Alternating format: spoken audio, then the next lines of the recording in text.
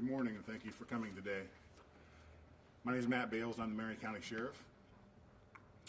I'd like to introduce a couple people here with us today. We have Gabriela Vargas from the DNA Doe Project, sitting at this table over here. Samantha Molnar from BCI is back there in the back. I want to thank both of you for coming today. Dr. Mark Davis, the Marion County Coroner, is also here. Thank you for coming, Dr. Davis. On July 19th, 1989, the Marion County Sheriff's Office received a call of a body in the 8800 block of State Route 309 in Flat Run Creek. Upon investigation, the body was discovered in Flat Run Creek. The body was found clad in black Adidas tennis shoes, Dakota jeans, a short-sleeved black and red striped sports-style shirt with a 3-button pocket in the front and a multicolored knitted sweater with diamonds and a zigzag design. The body had significant decomposition, but it was also determined the subject had black hair and was a male. On July 20th, 1989, an autopsy was performed by the Franklin County Coroner's Office. The primary cause of death listed by the coroner was suffocation, with a subsequent manner of death being from a perforation injury that could be the result of a gunshot wound or an arrow with a target point on it. The case was determined to be a homicide. There was an investigation into who the victim was, and 2 reconstructions were done of the victim's appearance, one by the Department of Anthropology by the Ohio State University in 1989, and a second by BCI agent Samantha Molnar in 2017. The skull was then sent to DNA Doe Project to have DNA extracted around June 6, 2019. DNA Solutions attempted to obtain enough DNA from the skull, but was unable to do so, and the skull was then sent to the International Commission on Missing Persons at The Hague, and they were able to extract enough DNA for DNA sequencing and comparison by Hudson Alpha. DNA Doe Project got the DNA results at the end of August 2020 and performed bioinformatics in September and started the search GED match. They called the Marion County Sheriff's Office on October 14th, 2020 with information about 2 biological brothers and 1 biological sister who were still living from the information the DNA Doe Project provided. We were able to collect DNA from one of the biological brothers to compare to the DNA that had been collected, and this was sent to BCI and the FBI for comparison testing. These test results came back recently and confirmed that the homicide victim was John C. Krasinski. He was 33 years of age at the time of his death. He was from Galion, Ohio. Speaking with his brother, John was last seen in 1989 at his father's house on Cherry Street in the city of Galion. John had taken off walking and had not been seen since. We were asking that anyone that may have information on this case to contact the Marion County Sheriff's Office at 740-382-8244 or call our tips line at 740-375-8477. Help us get justice for John. I'd like to read a statement on behalf of John's family. They've requested that the press not talk with them, but they do have a statement they'd like to have me read for the family. On behalf of John's family, we would like to thank the staff of the Marion County Sheriff's Office for their continuous efforts in discovering the identity of our brother and uncle, John Krasinski. We'd also like to thank the DNA Doe Project for their tireless work in advocating for those who have no name and no voice. Without their endeavors, we, along with many other families, would never have located our loved one. We are sure that there are many other individuals over the years who have relentlessly supported, assisted, and pursued John's identification, and we want them to know how grateful we are for their efforts as well. As the department moves into the next phase of investigation, we ask that anyone with information please come forward in order to bring justice to John and closure to our family. Our family members remain hopeful that even though after all these years, the truth will be revealed. Thank you. Now we do have a statement from Attorney General Yost. that will play up here on the screen.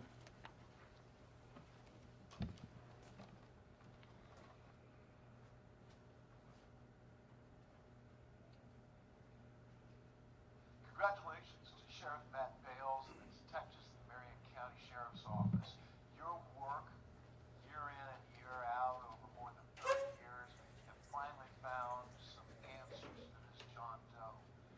I want you to know that our office, the Attorney General's office, Bureau of Criminal Investigation and Identification, was proud to partner with you in this investigation.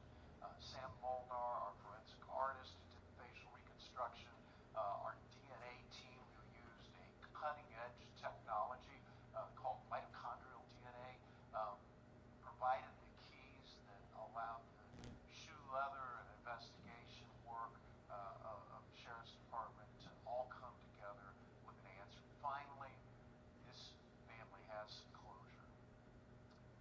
I'm really excited about what cases like this say about the future, because in Ohio, everybody's important. Everybody counts. There's no such thing as really a cold case.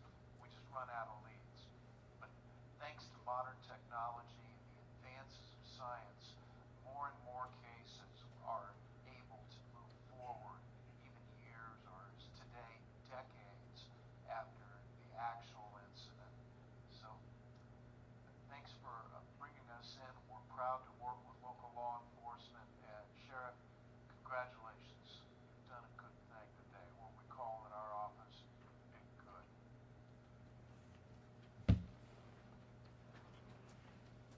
If I could have Detective Utley come up here, please.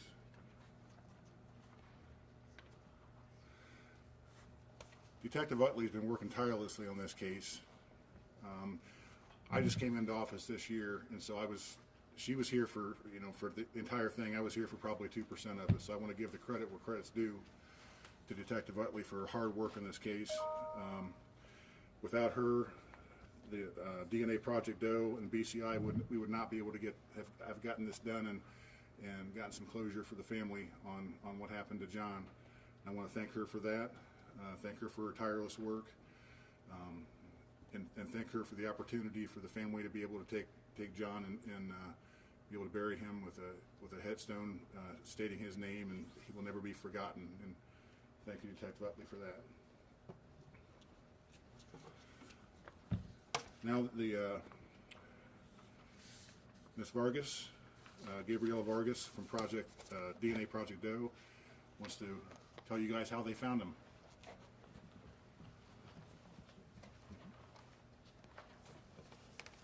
Thank you. It is an honor to be here today. The mission of the DNA Doe Project is to restore the names of the unidentified. To date, we have solved a total of 70 cases, 8 of which were from Ohio, 2 being in Marion County. Our work greatly depends on those who have taken the time to upload their DNA to GEDmatch and Family Tree DNA. In June of 2019, we obtained this case from Detective Utley in the Marion County Sheriff's Office. Biological samples were sent to DNA Solutions for extraction, but unfortunately, the DNA obtained was insufficient for sequencing. In December of 2019, an additional sample was sent to the International Commission on Missing Persons, ICMP. This extraction proved to be successful. In July of 2020, that extracted sample was sent to Hudson Alpha Discovery for whole genome sequencing. In August of 2020, sequencing data file was sent to Sabre Investigations for bioinformatics. It was then uploaded to GEDmatch and later Family Tree DNA. In late September of 2020, I received this case and our team began investigative genetic genealogy. Throughout our research, we came through a couple of complexities. One, the ethnicity analysis reflected 50% Eastern European origin. Unfortunately, this population is underrepresented in the databases, resulting in fewer overall matches and more distant matches. However, it proved to be a crucial variable for the identification by enabling us to focus on the potential direct ancestors with this specific admixture. Due to the terms of service at the time, with only 1/3 of potential matches were available to us for the comparison in GEDmatch's database.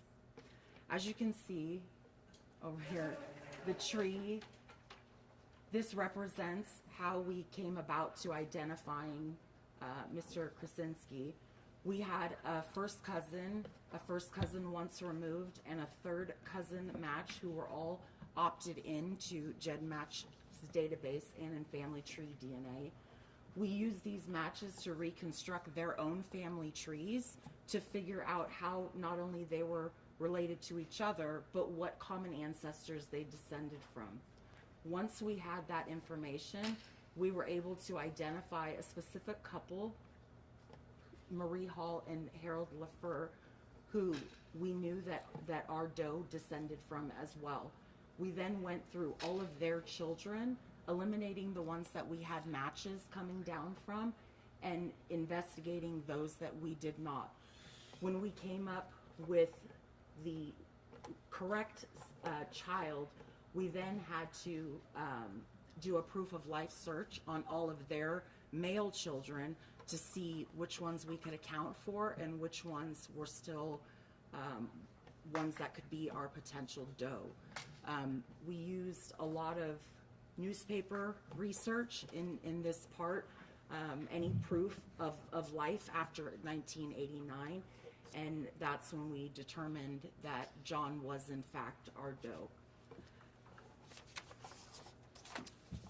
The total investigation time took about 3 weeks for us to have a confirmation on his identity. It would have been sooner. However, I am the mentor for new incoming volunteers for the DNA Doe Project, and so I was training 2 individuals on how to do the work that we do, and so we took the pace a bit slower. On behalf of the DNA Doe Project, we would like to acknowledge and thank the Marion County Sheriff's Office and Detective Christy Utley for giving us the privilege of collaborating on this case.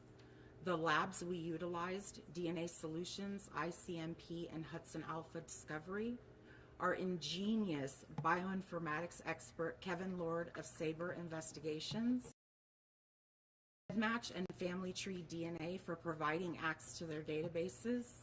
All of our dedicated volunteers, and to Margaret Press, who founded our small organization that leaves a lasting impression.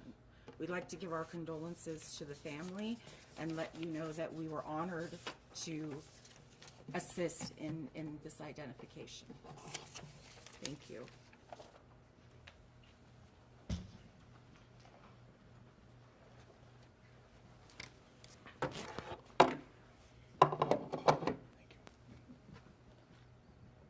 Thank you very much. Samantha Malner, if you'd like to talk about the reconstruction that you did.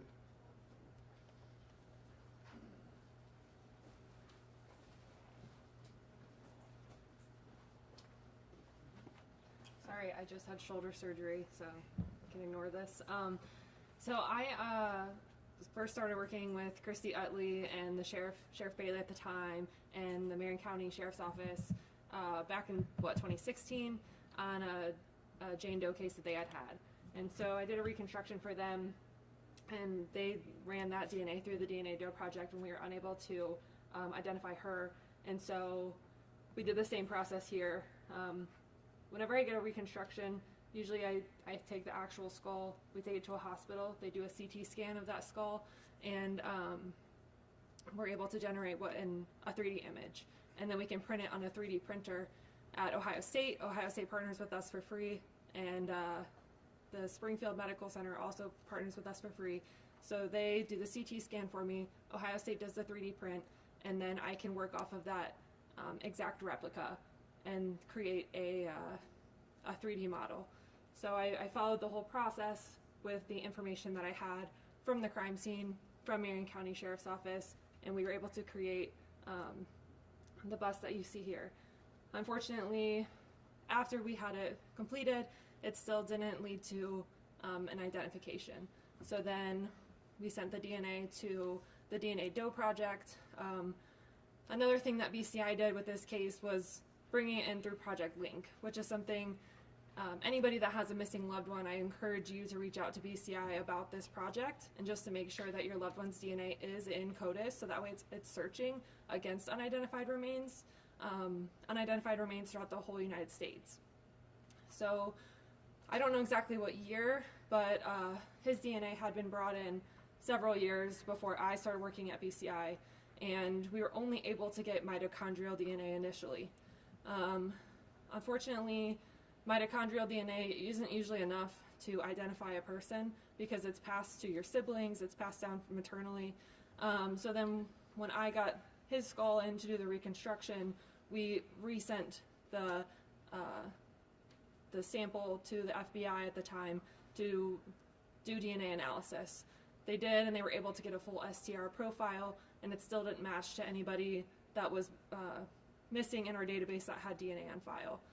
So then the DNA Doe Project was able to come in, do their amazing work, and give us a name.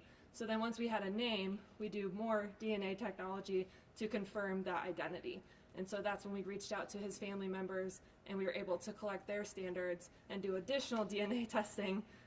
So that's part of why it has taken so long to get to this point with the facial reconstruction, DNA analysis, DNA Doe Project. But I'm just really grateful to have been a part of this case, and I'm so glad that you guys were able to get at least some answers, and hopefully we can get you some more moving forward. Thank you.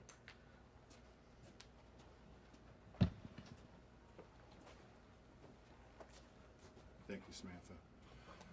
That concludes our part of the press conference today. If there are any questions out there that we can answer, any one of us can answer? Clay? Yeah, Sheriff, have you received any tips between when this body was found leading up to this identification, any whatsoever? No, we have not.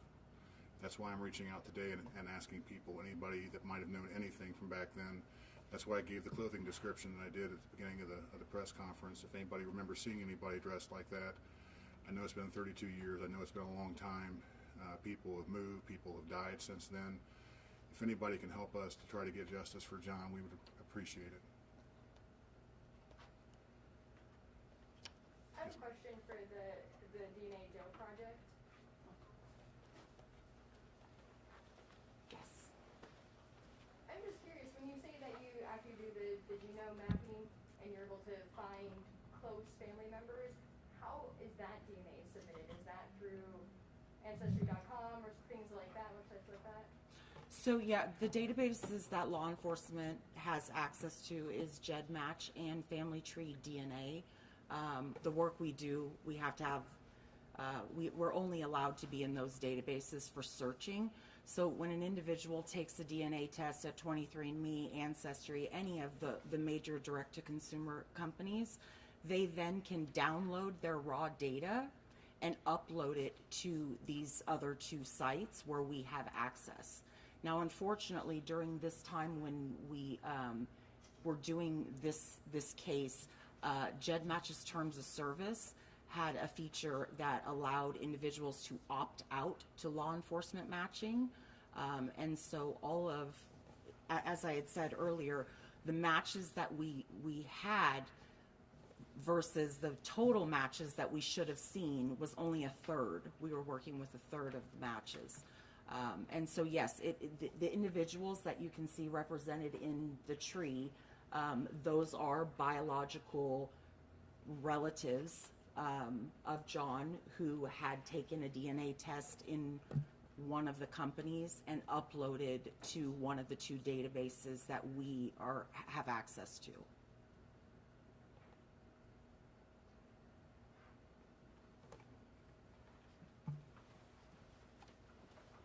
And Sheriff, you mentioned that you used this for a previous missing person case, or previous unidentified person? Yes, Dana Lowry, the victim of serial killer Sean Great.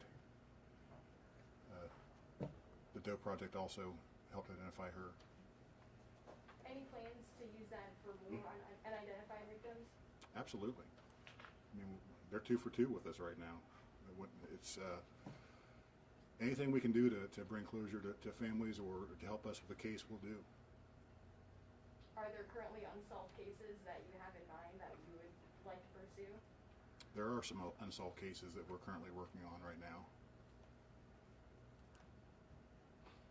Sheriff, when you initially informed the family that you made this discovery, I know you read the statement, but what was their initial reaction to this news? In speaking with his brother last week, John had a tendency to just leave for months at a time. He did have some mental illness problems back at that time, and he had a tendency to just leave. And on at least a couple of different cases, he called from one time from Michigan, one time from Cincinnati to have his family come pick him up. But in speaking with him, they thought he was just off living his life, and was that's why he's been doing this all the time. Sheriff, was there a cause of death ever determined? The coroner said that the primary cause was suffocation. An additional manner of death was there was said either a gunshot wound or a wound by a arrow to the throat area. And he was found in the creek. It had been there for some time. Do you have anything to say to somebody who may be out there and thinks they got away with this? I mean, is this going to be solved? Are you confident? I'm hoping. I'm hoping. That's why we're here today, putting our number out there to try to get some people to come forward. A very basic investigative thing on a homicide or any crime actually is to identify the victim and then to retrace their steps. Where'd they come from? Who were they with? In this case, it's 32 years later, and we just identified him. So it was impossible for the detectives back then to do so. Now we can, if we get some tips, some people that might have known John, may have seen John, been to a party with John. I don't care what it is.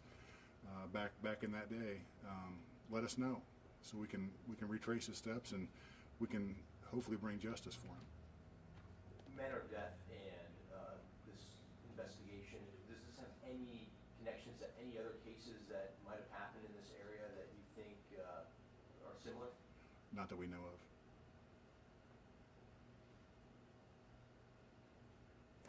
Anything else? Thank you all for coming today. We appreciate coming, and if you could put our tips line out there, that'd be great for any tips that we can get from the public to help us solve this thing. Thanks, Sheriff. Thank you. I do have some handouts too. Anybody that didn't get one with that on it.